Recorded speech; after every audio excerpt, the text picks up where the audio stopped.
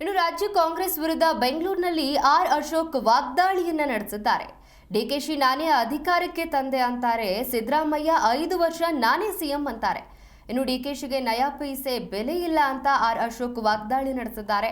ಡಿಕೆಶಿಗೆ ಶಾಸಕರ ಬೆಂಬಲ ಇಲ್ಲವೇ ಇಲ್ಲ ಅಂತ ಹೇಳಿದ್ದಾರೆ. ಇನ್ನು ಸಿದ್ದರಾಮಯ್ಯ ಡಿಕೆಶಿಗೆ ಮೆಸೇಜ್ ಕೂಡ ನೀಡಿದ್ದಾರೆ. ಬೆಂಗಳೂರಿನಲ್ಲಿ ವಿಪಕ್ಷ ನಾಯಕ ಆರ್ ಅಶೋಕ್ ನೀಡಿರುವಂತಹ ಹೇಳಿಕೆ ಇದು.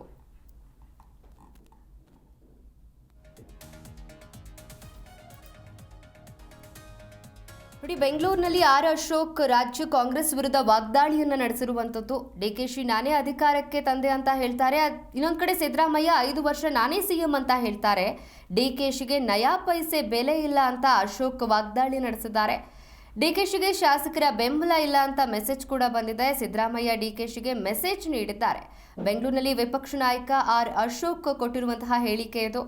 1000 ಬಾರಿ ನಾನೇ ಸಿಎಂ ಅಂತ ಸಿದ್ದರಾಮಯ್ಯ ಹೇಳ್ತಾ ಇದ್ದಾರೆ. ಇದೇ ಅವರ ದೌರ್ಬಲ್ಯ. ಡಿಕೆಶಿ ನಾನೇ ಅಧಿಕಾರಕ್ಕೆ ತಂದೆ ಅಂತ ಇನ್ನೊಂದು ಕಡೆ ಹೇಳ್ತಾರೆ.